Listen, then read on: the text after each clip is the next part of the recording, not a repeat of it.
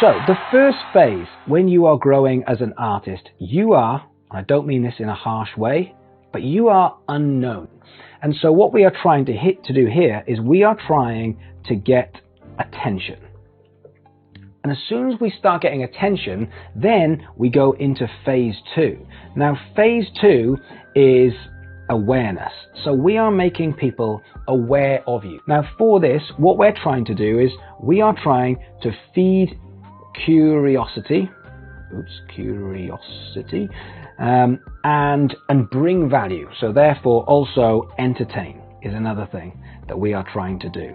Now, after that, the next thing we have is we go into the phase of people who are looking forward to you. So I'll put look forward. Now, what that means is people know who you are. And then after that, we get the people who seek you out. Seek you out. And that is the journey of a fan. Now, when people are looking forward to you, what they're actually looking for here is they're looking for depth. So this is the journey of a fan. Now, what's really interesting when you're making content and when you're making music is this section here. This is what I would call a value loop, which goes round and round and round. And at this point, this, I'll just put here value loop. This is first section. Oops. This here. This is interruption. Oops. Can't spell.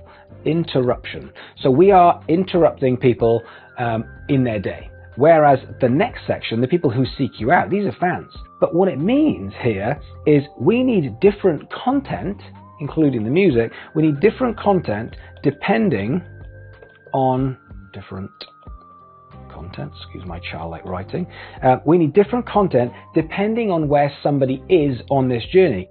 At this point here, it's going to be very, very different to making content for this point here, or even in this bit here. The biggest mistake that I see artists making when they're building content, what they tend to do is they go straight for this. They go straight for series 5, episode 3, which is great for all of the people who are in this phase of seek you out. But what about everybody else?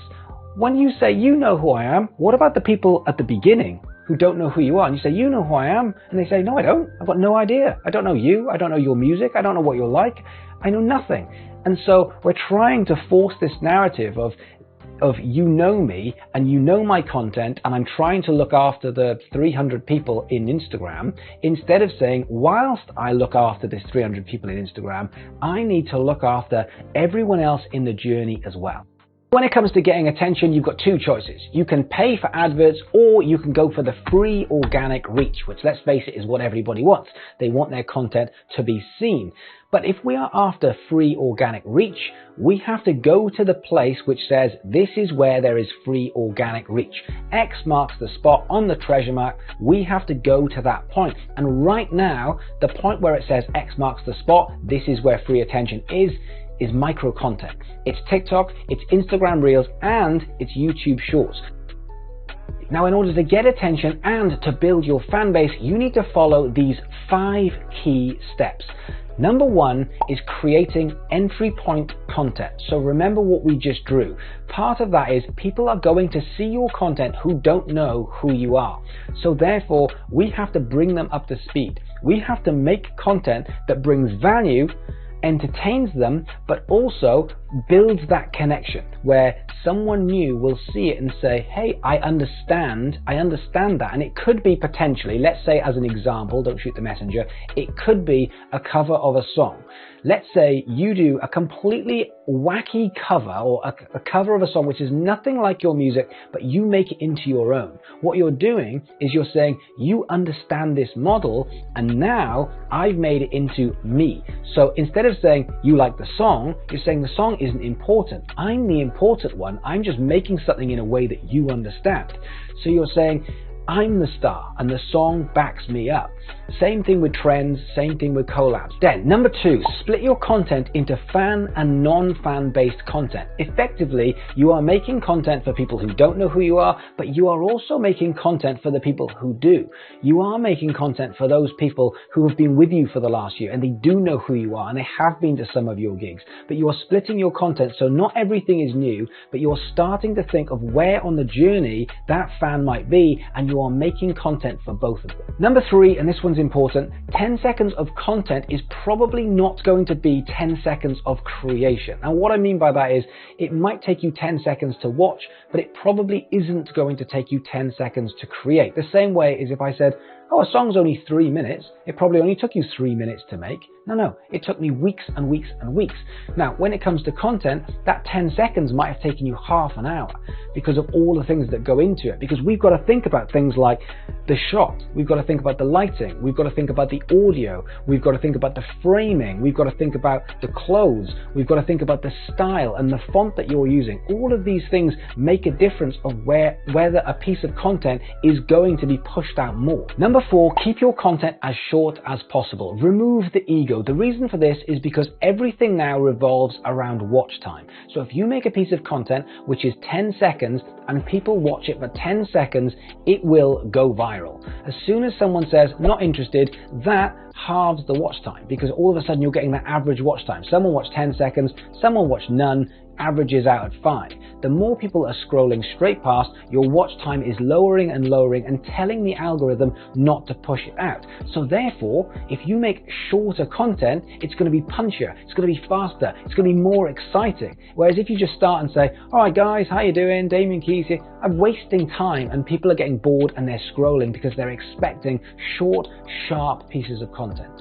And number 5, quantity is actually important in this game because this is micro content and someone might consume 200 pieces of content within a space of an hour. So if you're not going to be there for the next 2 or 3 weeks, we've got a problem. Think of this as a boxing match. You go into that boxing match and you've got one big punch. Well, you better land it because otherwise you've got problems. You've got to wait till the next round and I'm going to do another massive big punch. Or you get into that boxing match and you think, you know what, I'm going to throw 200 punches.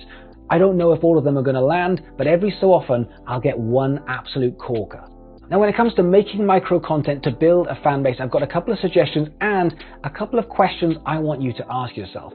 So firstly, my suggestions are spend time at least every other day thinking about creative ideas. And one of the ways you can do that is spend time in the discovery page looking at everyone else's ideas and pinching their ideas. And number 2, think about your surroundings and where you can shoot. Take the stress and anxiety out of making content by knowing you have a good looking shot, well lit and well produced when it comes to the audio side. And lastly, ask yourself these 5 questions every single time you are about to make content. Number 1, what is the creative idea that is going to bring value to the other side? Number 2, what am I going to wear? I'm an artist, therefore I need to connect. And these things make a difference. That first second makes a huge difference of whether someone's going to scroll straight past or take their finger off. Number 3, is the lighting on point? And more importantly, how can I improve the lighting by just 5%? Number 4, same with the audio. Is the audio up to scratch? And more importantly,